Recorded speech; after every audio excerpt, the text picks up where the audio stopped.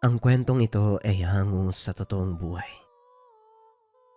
Mula ito sa isa nating kabayan na itago na lamang natin sa pangalang Carlo.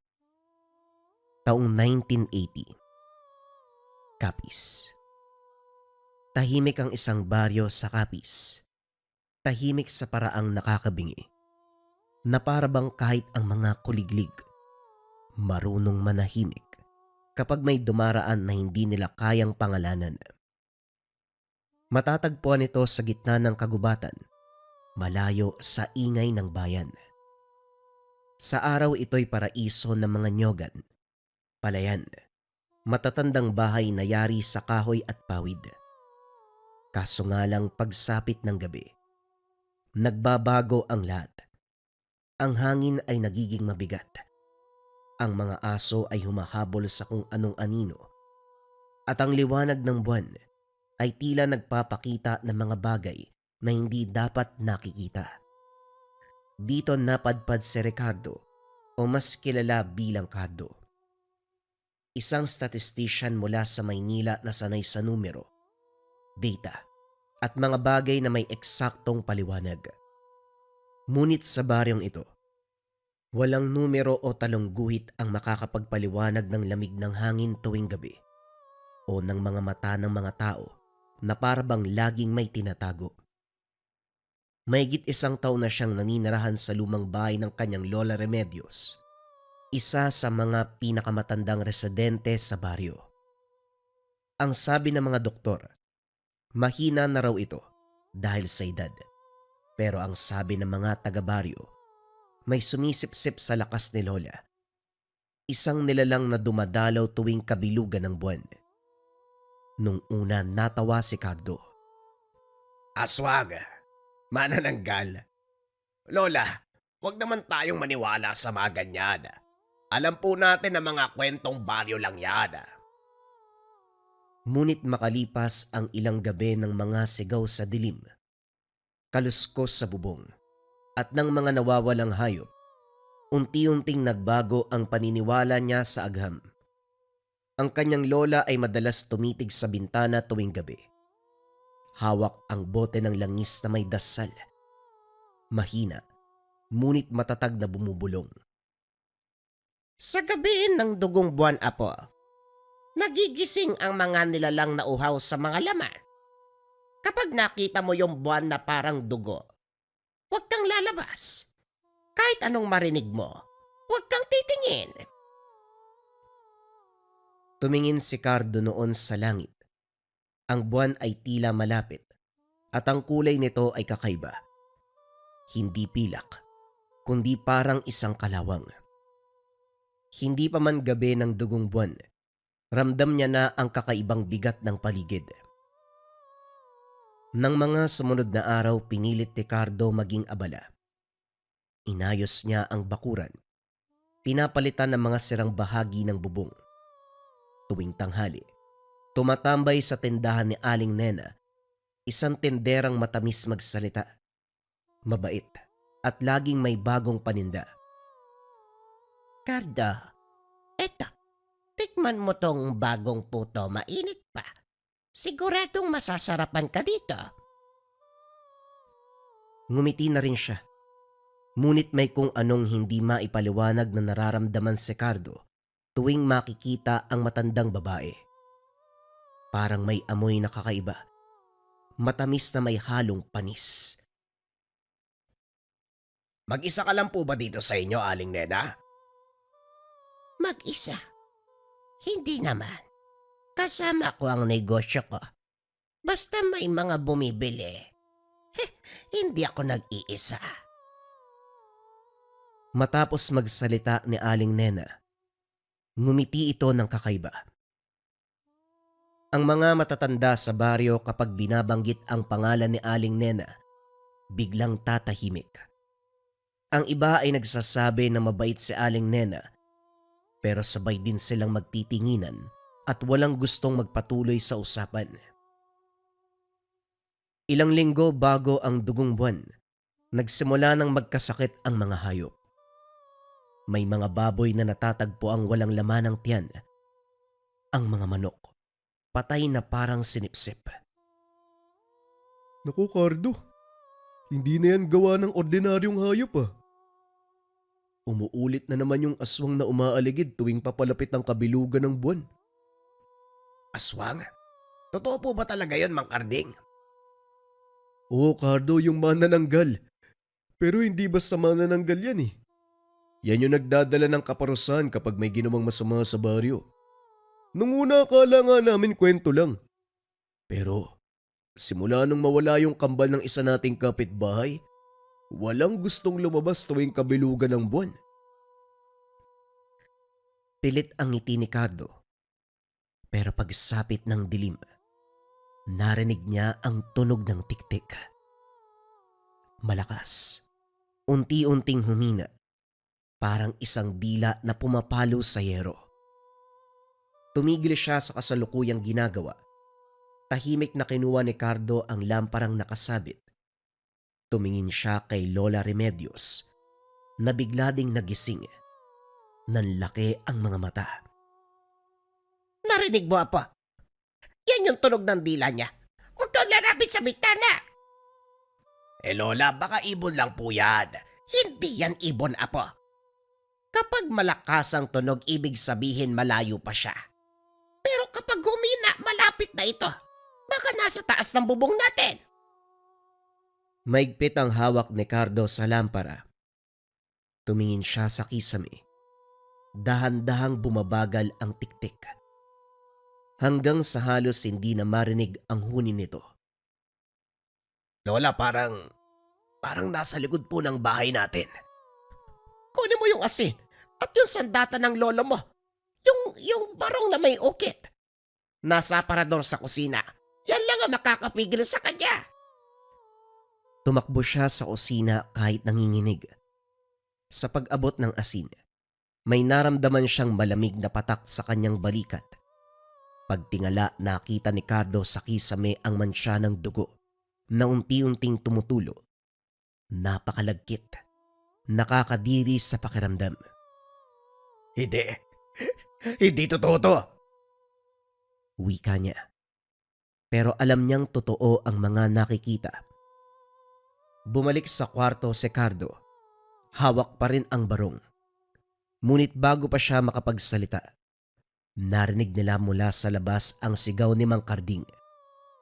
Tulong! Diyos ko, tulungan niyo ako! Isang malakas sa kalabog, kasunod ng tunog ng basag na bubong. Pagkatapos ay umiral ang katahimikan. Ang kasunod na narinig nila, pagaspas ng pakpak. Mabigat. Basang-basang tunog ng laman na humahampas sa hangin. Huli na. Isa na namang kaluluwa ang kinuha niya. Pero Cardo, alam mo ba kung sino siya? Bakit, Lola? Kilala niyo po ba? Si Neda, yung tindera. Yung may mabangong buhok at mga matang parang lagi nagmamasid. Isa siyang manananggal. Ang pamilya nila ay may lahi ng aswang. Nanlamig si Cardo. Nagulat sa sinabi ni Lola Remedios. Lola, araw-araw ko po siyang nakikita. Nagbebenta siya ng pagkain, tinapay, mga kakanin at kung ano-ano pa. Paraan niya lang yan upang maganap kung sino ang bibiktimahin. Ang mga buntis, may sakit, mga bagong salta katulad mo. Cardo, alam niya kung sino ang madaling lapitan, kaya apo, huwag kang magpalinlang sa babaeng yan. Habang sinasabi ito ng kanyang lola, muling sumilip sa bintana si Cardo. Sa malayo ay may tindahan. May nakita siyang aninong lumalakad. Bit-bit ang sako.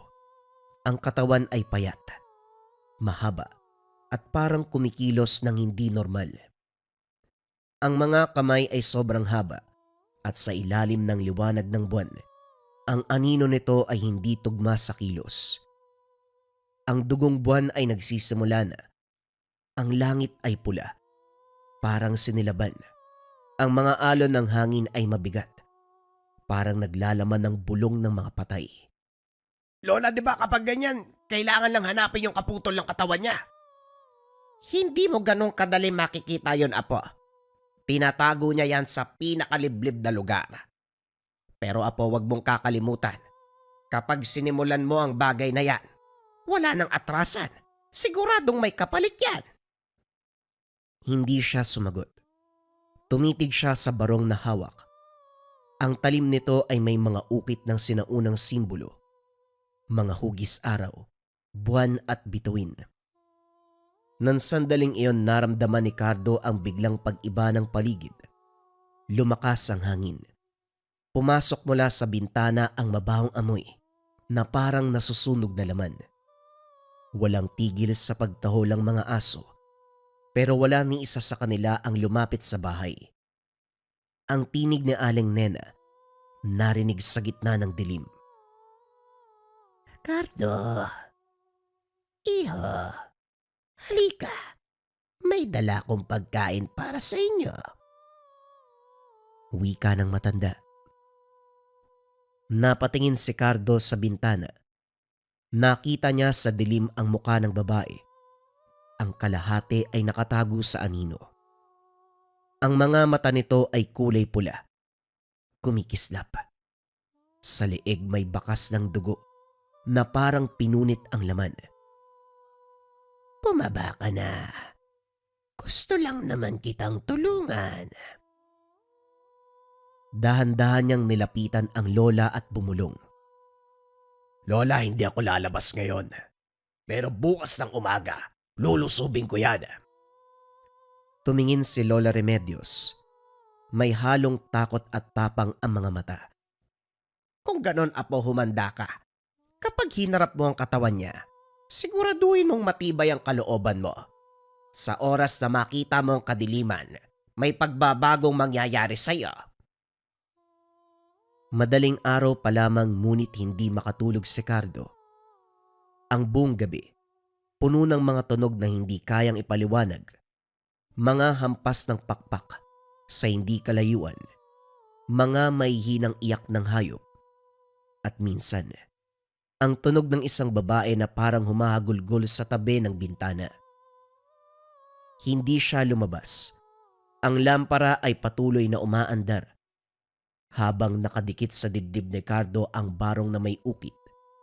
Si Lola Remedios naman, paulit-ulit na binabanggit ang mga sinaunang salita. Mga dasal na hindi niya maunawaan. Pagsikat ng araw nagsimulang umingay ang baryo. Ngunit hindi ito ang normal na ingay ng kaligtasan. Ang mga tao ay sumilip sa kanilang mga bintana. Tahimik na nag-uusap. Ang ilan ay nag-alay ng kandila sa labas ng bahay. Sa baryo nila si Cardo, ang katahimikan ay hindi takot. Ito ay paggalang sa mga bagay na hindi dapat pinangihimasukan. Sa bahay naghain siya ng kape at tinapay para sa lola. Ngunit halos hindi nito tinikman. Tinignan lamang siya ng matanda. Ang mga mata ay malalim at pagod. Apo, kung ano man ang gagawin mo, kailangan buo. Hindi pwedeng kalahati lang. Hindi pwedeng nagdadalawang isip. Kapag nagsimula ka, ikaw na ang hahabulin ng iba. Hindi ko po kayang manahimik, Lola. Pinatay niya si Mang Karding. Pinatay niya ang mga hayop. Hindi ito matatapos hanggat may mga kagaya nila. Ang barong na hawak mo ay hindi basta bakal. Binaspasan yan ng mga babaylan. Sa bawat paghiwa ay merong kapalit. Kailangan buo ang loob mo. Lumalakas sila kapag naramdaman nila ang takot sa puso mo. Tumango si Cardo. Isinuksok niya ang barong sa bewang. Kinuha ang sako ng asin at bawang. Sa isipan, binabalikan niya ang sinabi ng lola kagabi.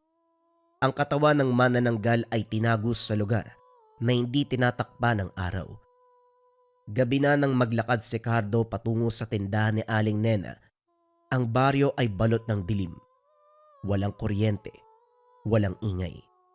Tanging liwanag ng buwan na pilit tinatakpa ng ulap ang nagbibigay anino sa daan. Ang hangin ay malamig ngunit mabigat, parang may dalang sumpa. Tahimik siyang naglakad, dala ang maliit na sako ng asin at bawang. Mula sa malayo nakita ang tindahan, Sarado. Tila mas luma kaysa dati. Ang mga kurtina sa bintana ay nakalaylay. Parang may nakasilip kanina at biglang nagtago. Bakit kaya sarado pa? Lumapit siya. Binasa ang karatula sa pintuan. Nasa bayan. Magbubukas mamayang hapon. Mamayang hapon gabi na. Bakit sarado pa rin? Tumingin siya sa paligid ngunit walang ibang tao. Tanging ang mga aninong gumagalaw sa hangin at ang marahang pag-alog ng mga dahon ng saging. Pagyuko. Napansin ni Cardo na basa ang semento sa harap ng tindahan. May bakas ng kung anong malagkit at kumikintab sa liwanag ng buwan. Inilapit niya ang daliri. Tinampi sa kainamoy. Kagad siyang napatras. Amoy dugo to Sariwa pa. Bumilis ang tibok ng puso ni Cardo. Sinundan niya ang bakas patungo sa gilid ng tindahan sa madilim na eskenita. Bawat hakbang ay may tunog ng kanyang tsinelas sa basang lupa. Sa dulo ng eskenita may butas sa pader, sapat para makalusot ang isang tao. Anong ginagawa mo? Aling Nena? Wika ni Cardo habang pumapasok. Paglabas niya sa kabila biglang nag-iba ang hangin. Mas malamig. Mas mabaho. Amoy ng pinaghalong bulok na karne, alikabok, at ang pamilyar na pabango ni Aling Nena, matamis at nakakasulasok. Sa harap ni Cardo, nakatayo ang isang lumang bahay kubo. Hindi ito ang bahay na may tindahan. Ito ay nakatago sa likod ng mga punong saging at nyog. Tila sinadyang hindi makita ng sino man. Ang mga dahon ng saging at nyog gumagalaw na parang may sariling buhay. At sa lupa may bakas ng dugo papasok sa likod ng bahay. Diyos ko, ano ba tong nakikita ko? Wika ni Cardo habang hinahaplos ang hawakan ng barong sa kanyang bewang. Tahimik ang paligid ng marating ni Cardo ang likuran ng bahay. Ang mga dahon ng nyog ay parang kumakaluskos sa hangin. Parang mga palad na nagdarasal sa dilim. Ngunit sa ilalim ng mga punong iyon, may bagay na kakaiba. May anyong nakahandusay sa lupa. Kalahating katawan lamang, basang-basa ng tugo. Lumapit siya. Mabagal, maingat at halos hindi humihinga. Bawat hakbang ni Cardo ay may kasamang tunog ng malambot na putik at amoy na bubulok na laman. At nang tuluyang makalapit, natigilan siya sa nakita. Ang ibabang bahagi ng katawan, nakahandusay ito sa lupa at walang buhay. Tanging laman at buto na lamang ang natira. Ang balat ay maputla, tila piniga ng dugo. Ang mga hita at paa ay nangingitim sa gilid at sa may bewang may sugat na malaki. Sariwa at nagbubula pa ng dugo. Parang pinunit na kamay, hindi ng kutsilyo. Nalanghap niya ang aroma. Napakasangsang.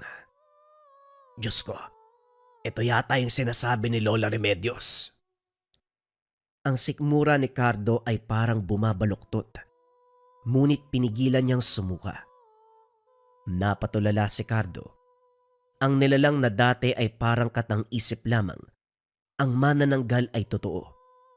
Hindi na ito kwento ng matatanda. Nakaiga na ito. Kalahating katawan sa mismong harapan niya. Habang pinagmamasdan ito, biglang bumalik sa isip niya ang tinig ng kanyang lola, ang huling babala. Cardo, sa oras na makita mo ang laman ng kadiliman, hanapin mo rin ang iyong kalooban. Kung wala kang tapang, lalamunin ka ng kadiliman. Napabuntong hininga si Cardo. Ngayon niya naintindihan. Ito ang sinabi ni Lola Remedios. Ang sandaling harap siya sa katotohanan, na hindi lahat ng tao ay nananatiling tao.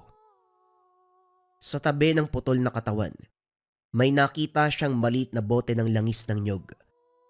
May laman itong mga bulaklak ng sampagita at rosas at may mga guwit ng latik sa paligid ng bote na parang ginamit na ng matagal.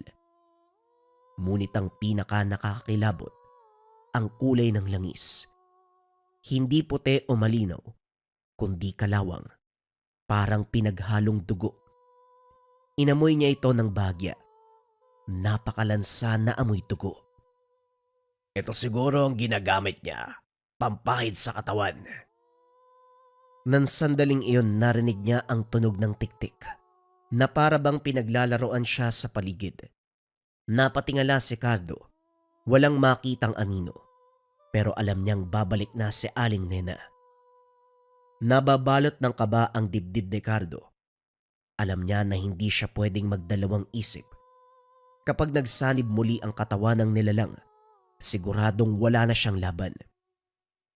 Kumuha siya ng buong asin mula sa sako, ibinuhos sa ibabang katawan. Kasabay nito, umiinit ang dala niyang barong. May mga salita na pumapasok sa kanyang isipan. Kusa itong sinasambit ng kanyang bibig. Mga orasyon kung paanong mapapatay ang nilalang. Pasensya na, Aling Nena. Wala akong magagawa.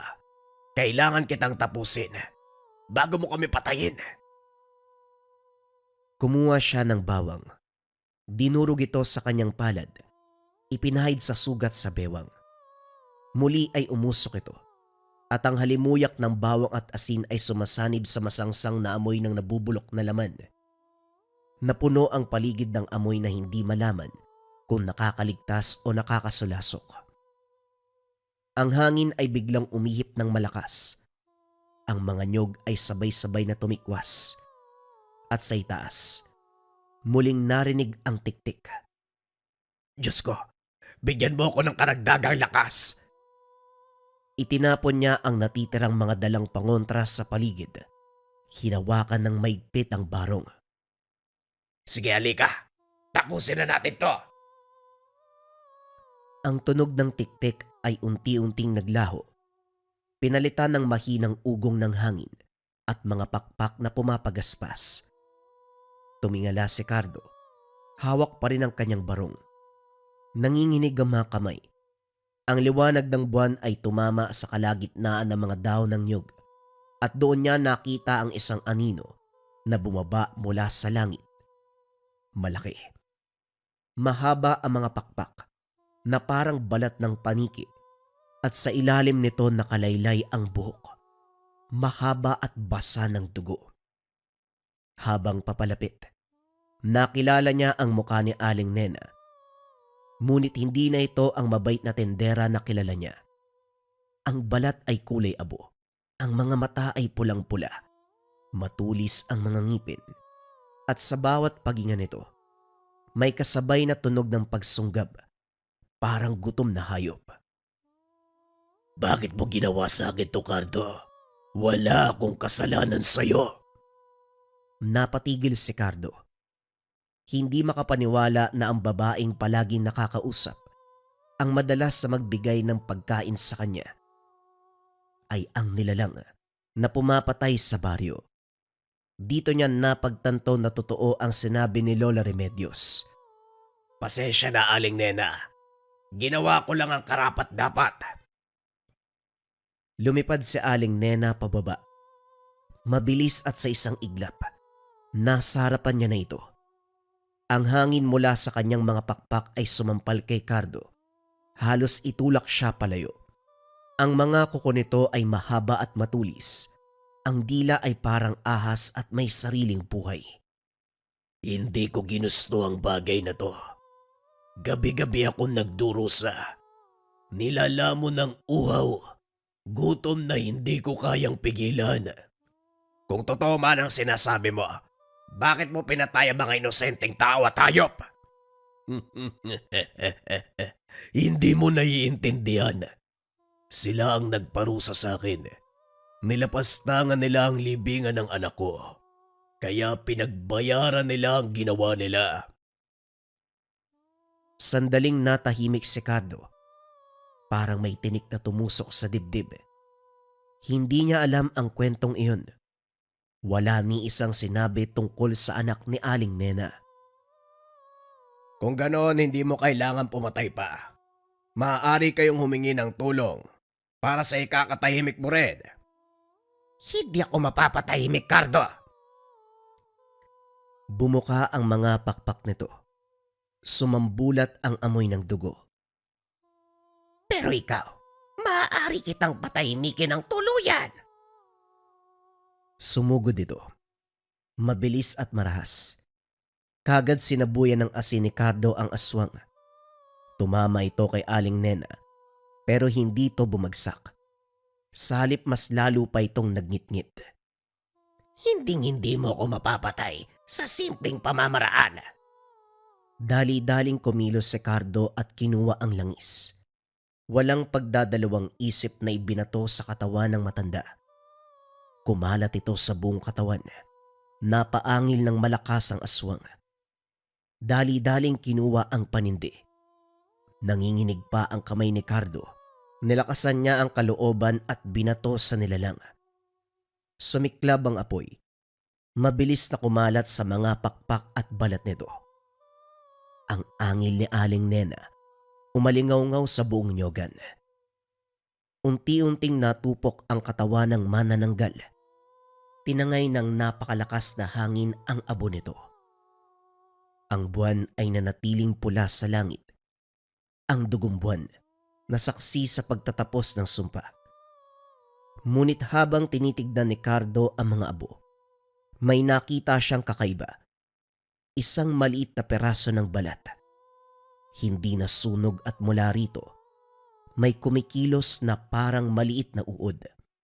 Unti-unting gumagapang papunta sa lupa. Napalunok si Cardo. Hindi pa tapos ang lahat ng ito. Lintik. Mukhang may buhay pa ata. Tahimik na muli ang paligid. Ngunit sa halip na guminhawa ang pakiramdam ni Cardo, mas lalo itong bumigat. May nararamdaman siyang malamig na hangin na dumadaloy mula sa puno ng nyog. Parang mga bulong na hindi niya maunawaan. Kinuha niya ang natitirang asin sa sako at binuhusan ito. Ngunit sa halip na mamatay, parang lalo pang nagliyab ng usok ang laman. Mula sa ilalim ng lupa may mahinang ungol na lumabas. Mahina sa una hanggang sa maging parang mahinang halakhak. Sa kanyang isipan, narinig niya ang boses ni Aling Nena na tinatawag ang pangalan niya. Hindi mo kayang tapusin ang uhaw. Ang dugo ay naglalakbay. Ang sumpa ay humahanap ng bagong laman. Tigilan mo ko! Wika ni Cardo habang binubunot ang barong. Ngunit walang sagot. Tanging ihip ng malamig na hangin at mga dahon ng nyog ang sumunod. Sandaling katahimikan hanggang may marinig siyang yabag mula sa likod. Paglingon niya ay naroon si Mang Turo, ang matandang nagbabantay sa nyogan. May dalang gasera at pawis na pawis. Cardo, ano nangyari dito? Amoy sunog ah. May nakita ko liwanag mula sa bahay ko. Wala po, Mang Turo. Ayos lang po, umalis ka na, delikado po dito. Hindi gumalaw ang matanda. Nakatingin lang ito sa kanya. Delikado, hindi para sa akin, iho. Dito ako lumaki. Dito rin ako namumuhay, kasama si Nena. Oh, kasama mo si Aling Nena? Hindi lang siya. Marami kami noon eh. Mga piniling tagapangalaga ng buwan. Piniling tagapangalaga? Ano ang ibig niyong sabihin? Ngumiti si Mang Turo at sa paglapit niya, tumama ang liwanag ng gasera sa kanyang batok. May bakas ng malalim na hiwa. Sariwa. Parang pinagdugtungan. Sa ilalim ng balat ay may kumilos. Parang may gumagapang na laman. Hindi mo akalaing ganito ano? Ang sumpa ay hindi naglalaho. Pinapasa lang. Ang katawan ni Nena ay sinunog mo. Pero ang dugo, Cardo, ang dugo ay sa lupa kumakapit. Mabilis ang tibok ng puso ni Cardo. Nakita niyang unti-unting nag-iba ang anyo ni Mang Turo. Ang balat ay lumiliit. Nagbibitak-bitak. At mula sa mga bitak lumalabas ang mapulang katas. Ang kuko'y humahaba. At ang mga mata ay nagliliwanag na tila may apoy sa loob. Hindi ka pwedeng mabuhay matapos mo sirain si Nena. Ngayon ako ang magpapatuloy ng gutom. Ang boses ni Mang Turo ay naghahalo-halo. Parang dalawang tao ang sabay na nagsasalita. Hinagisan niya ito ng pangontra. Ngunit tinabig lang ng matanda. Tumalsik ito sa lupa. Umuusok ngunit walang epekto sa kanya. Hindi mo ako mapipigilan sa mga simpleng pangontra na dala mo. Mabilis siyang sumugod. Tinangka ni Cardo na sumalag. Ngunit tinamaan siya sa braso. Tumalsik siya sa lupa. Dumulas sa putik. Naramdaman niya ang mainit na dugo na tumutulo sa balikat. Lumapit si Mang Turo. Dahan-dahan. Parang nilalasap ang takot sa mukha ni Cardo. Ngayon ako naman ang kakain. Ngunit bago pa siya makalapit, may kumislap sa lupa. Ang bote ng langis na ginamit kanina. Nabasag ito ng maaga. Ngunit may natira pang ilang patak ng langis sa sahig. Kinuha ito ni Cardo. Mabilis at tinapon sa matanda. Umangil ito ng napakalakas. Mula sa balat niya ay lumabas ang usok. Hinding-hindi mo ako mapapatay. Hanggat merong dugo at buwan, mananatili kaming buhay. Sa pagsugod ay sabay silang bumagsak sa lupa. Nagbuno ang dalawa sa putikan. Sa gitna ng dilim, ang pulang buwan ay muling sumikat sa langit. At habang nagpupumigla si Cardo, nakita niya ang sugat sa braso ay kumikislap. May manipis na linya ng pulang liwanag na gumagapang sa ilalim ng kanyang balat. Napatingin siya kay Mang Turo na ngayon ay nakangiti ng malawak. Nariyan na, iho. Nararamdaman mo na ba? Ang dugo ng buwan ay pumapasok na sa'yo. Humahalo ang putik at dugo sa lupa. Habang pinipigilan ni Cardo ang sugat sa braso, ramdam niya na may kakaiba. Mainit. Parang may gumagapang sa loob ng kanyang laman. Mabagal. Ngunit tiyak. Ang pulang buwan sa langit ay tila mas lumalaki. At ang bawat sinag nito ay dumidikit sa kanyang balat na parang apoy na walang init. Apoy na pumapasok sa loob. Hindi. Kahit kailan hindi ako magiging katulad nyo. Wika ni Cardo. Nanginginig habang pilit na pinupunasan ang dugo sa kanyang balat. Huli na, iho. Ang dugong ipinasa ay hindi mo na mapipigilan. Hinding-hindi mo na malalabanan. Ang buwan ay pumili na ng kapalit. Bago pa siya makagalaw, lumapit ang matanda. Nanginginig ngunit nakangisi. Ang mga mata nito ay wala ng puti, pawang pula at itim, parang dalawang hukay ng apoy. Nararamdaman mo na, hindi ba? Yung init na parang humihigop sa loob mo. Hindi na gutom sa pagkain, kundi gutom na lamang sa loob. Mabilis na hinugot ni Cardo ang barong na nakatumba sa lupa. Sa huling lakas niya, buong puwersang sinaksak sa dibdib si Mang Turo. Tumigil ang matanda. Nagulat, pero nagawa pa rin ngumiti kahit duguan. Matagal na akong patay, Cardo. At bago pa ito bumagsak, huminga ng malalim na parang sinisipsip ang hangin sa paligid. Pumutok ang katawan sa alon ng usok at dugo. Nabitawan ni Cardo ang barong. Natulala. Ang usok ay kumapit sa kanyang balat. Parang buhay. Ang amoy ng dugo at bulok na karne ay lumibot sa paligid. Bumalot sa kanya. Narinig niya ang mga sigaw hindi mula sa paligid, kundi mula sa loob ng kanyang ulo. Ang dugo ay buhay. Ang buwan ay mata ng gabi. Ikaw na ang tagapag-ingat. Sumakit ang ulo ni Cardo. Sumisigaw siya. At sa sandaling iyon, tumigil ang lahat ng tunog sa paligid.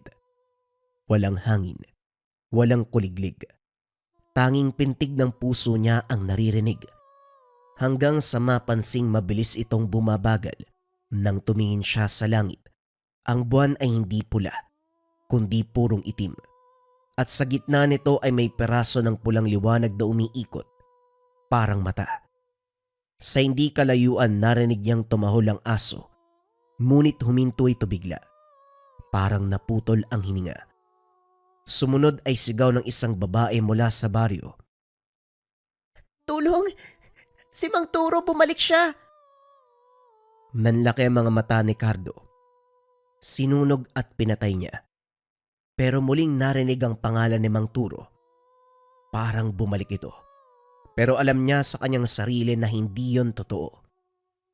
Ngunit nang tignan niya sa salamin ng nabasag na bote ang langis sa tabi, natigilan siya. Ang nakikita niya sa refleksyon ay hindi na siya. Ang mga mata niya ay namumula. At sa likod ng kanyang mata, may bumubuka na parang mga pakpak na unti-unting nabubuo mula sa laman. Hindi na. Hindi na ako to. Muli niyang narinig ang mga tinig sa kanyang ulo. Ang buwan ay muling sisikat. Ang gutom ay hindi kailanman mamamatay. Ikaw ang susunod. Tumayo siya at nanginginig. Habang ang katawan ay unti-unting sumasalamin sa pagbabago. Ang balat niya ay pumupusyaw. Ang mga ugat ay nagiging kulay pula. At ang mga kuko ay humahaba. Matutulis.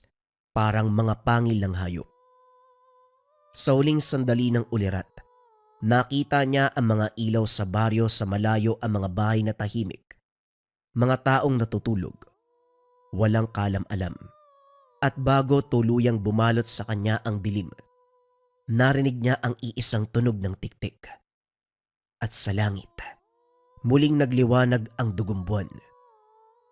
Mula sa kakawyan ng niyog, isang bagong anino ang lumipad. Tahimik, gutom, at may mga mata na kulay apoy. Ang sumpa ay buhay pa. At nang gabing iyon, ang gutom ay muling naghahanap ng laman. Mabagal ang pag-angat ng araw sa baryo. Kinabukasan ang hamog ay makapal pa rin at ang mga nyog ay tila baluktot sa hangin.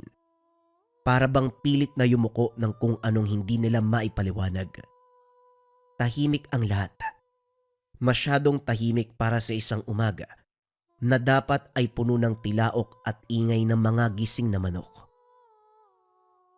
6:00 ng hapon sa gilid ng baryo.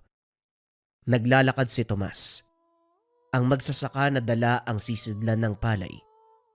Napahinto siya nang maramdamang may kakaibang simoy ng hangin. Amoy dugo, amoy bulok na karne. Bakit ganon? Parang amoy kinatay na hayop. Sinundan niya ang amoy papunta sa niyogan. Ngunit nang dumating siya roon, halos mabitawan niya ang dalang basket. May mga bakas ng paa sa putik. Malalaki, hindi pantay, at parang mga kuko ng hayop. At sa ilalim ng mga puno ng nyog, nakita niya ang ilang manok na gutay-gutay. Walang naman, tuyong-tuyo na parang sinipsip. Diyos ko, ano nangyari dito? Bakit ganito? Tumakbo siya pabalik sa baryo. Halos hindi na humihinga. Pagdating sa harap ng tindahan ni Aling Nena, bigla siyang natigilan. Sarado pa rin ang tindahan ngunit sa labas ng pintuan may mga patak ng dugo. Mga tuyong bakas na tila mula sa paa ng tao. Aling Nena, nandiyan po ba kayo? Walang sumagot. Tanging kaluskos ng hangin at lagaslas ng dahon ang umalingaw-ngaw. Maya-maya dumating si Namang Pilo at Marites. Bit-bit ang mga dala mula sa bukid. Ano yun, Tomas? Bakit parang nakakita ka ng multo? Hindi yung multo kundi dugo. May dugo sa tindahan ni Aling Nena oh. May mga manok sa may nyogan ubos parang kinain ng... Natigilan siya. Hindi maituloy ang salita. Lumapit si Marites. Naamoy ang masangsang na aroma. May bakas ng kamay sa dingding na kulay dugo. At sa gitna ng lupa, isang lumang barong na may tuyong dugo sa talim. Si Cardo, ito yung dala niya kagabi. Nakita ko siyang papunta rito.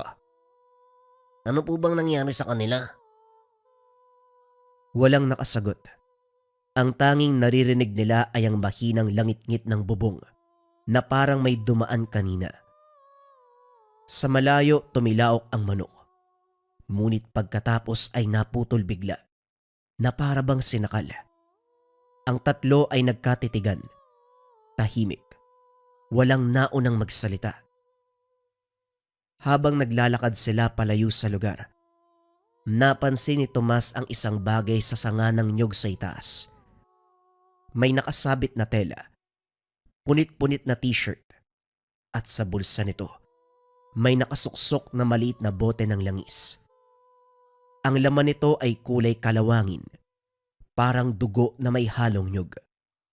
Nang mamataan ng sinag ng araw, kumintab ito at sa loob, may kumikilos na maliit na bagay.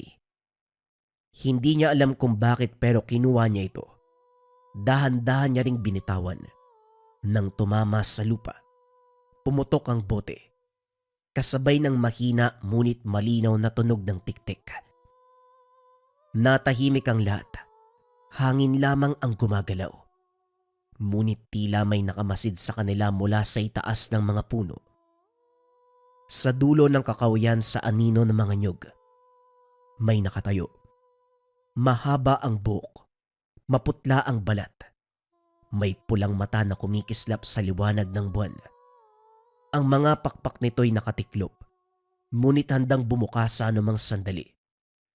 Dali-daling tumakbo ang tatlo papalayo sa lugar. Ilang panahon nang lumipas magmula nang biglang mawala si Cardo at Aling Nena. Sa baryo hindi na muling pinag-usapan ang kaganapan. Ngunit tuwing gabi, kapag sumasapit ang madilim na buwan, nananatiling nakasara ang mga bintana at pintuan ng bawat bahay. Walang lumalabas, walang naglalakad. Lahat ay natutong manahimik. Isang gabi sa ilalim ng maiwagang liwanag ng buwan, bumalik si Lola Remedios. Bitbit niya ang lumang barong ni Cardo. May mga bakas ng kalawang, mga patak ng tuyong dugo na tila tumigas na sa tagal ng panahon. Baka nandito pa si Cardo. Mahinang wika, habang naglalakad papunta sa lugar ni Aling Nena. Dala ng tungkod at ng barong, nagpatuloy siya sa daanan. Ang dating kalsada papunta sa tindahan, natabunan na ng mga damo at ugat ng mga nyog. Malamig na hangin lang ang kasama niya. May halimuyak ng langis ng nyog na parang matagal nang nakatago. Nang marating niya ang lugar, halos hindi niya na makilala. Ang tindahan ay gibana. Sa gitna nito tumubo ang isang malaking puno ng nyog. Tuwid at matigas, na tila lumaki mula sa mismong sahig. Sa paligid may mga bote pa rin ng langis. Ang iba'y sira na. Ang iba ay parang bago pa lamang na ginawa. Lumapit si Lola Remedios. Inilapag niya ang barong sa lupa. Marahan na inaplos. Apo ko, nandito ka. Umuwi ka na. Tahimik. Tanging hangin lang ang sumasabay sa bawat salitang binitawan. ilang sandali pa. Narinig niya ang tunog ng tiktik. Natigilan siya. Ang kamay na nakahawak sa tungkod ay nanginig. Dahan-dahan siyang lumingon. Mula sa likod ng punong nyog, may lumitaw na anino. Mabagal, maputla, at nang tuluyang umusli sa liwanag ng buwan, napalod si Lola Remedios. Isang lalaking payat. Mahaba ang buhok. May tuyong pakpak sa likod. Ngunit ang muka ay pamilyar. Cardo, apo ko! Umuwi ka na, Lola. Bago mo makita kung ano ang laman ng kadiliman. Napaluha si Lola Remedios. Nanginig sa harapan ng anino ng dati niyang apo. Ngunit bago pa siya makalapit, may bumagsak sa tabi niya. Isang bote ng langis. Pumutok ito mula sa lupa at mula roon kumalat ang amoy ng nyog at dugo. Mula sa hangin ay may bumulong. Ang dugo ay babalik sa pinagmulan. Nang tumingala si Lola Remedios, wala na si Cardo. Ngunit sa itaas ng mga nyog, may dalawang pulang matang nakamasid, kumikislap sa dilim at sa baryo na akala nilang ligtas na. Muling narinig ng lahat ang tunog na matagal nang pinipigilan, ang paalala ng gutom at gabi, ang tunog na kinakatakutan, ang huni ng tiktik, ang bagat na aswang. JD, wala na namang stocks yung Marawi mo. Sinabihan na kita. Eto na kabayan, nakapag-restocks na tayo ng Marahuyo bracelet. 2 colors available pa din. Ito yung brown. At ito naman yung black. Wow. Also, we have 2 sizes dito. Ito yung regular. Meron din tayong small size para sa mga babae na maliit yung wrist or para sa mga bata. Yes, kabayan, pwede ito sa bata. At bakit laging out of stock? Itong Marahuyo kasi depende sa espiritual. Kontra kulam, barang, tigalpo, palipadangin, usog, o kahit ano masamang uri ng sumpa. Pero bakit nga siya sobrang trending? Nandito kasi yung tinatawag nating rebuelta. Kung naman yung sumpa na ibinigay sa inyo, ibinabalik dun sa taong nagbigay. Kaya nga yung nag-trend nating kwento, pag suot niya ng Marahuyo bracelet, kinabukasan na ospital yun ng kukulam sa kanila. At hindi lang yan, sobrang dami ng patotoo ng Marahuyo bracelet natin, natutulungan sila sa pagtulog, napapabuti yung pakiramdam nila, nabibigyan sila ng peace sa araw-araw. Yan ang mga bisa nito, kaya sobrang trendy. Kung interesado ka kabayan, i-visit mo lang yung shop ng Lika Merchandise. Mag-ingat sa mga scammers.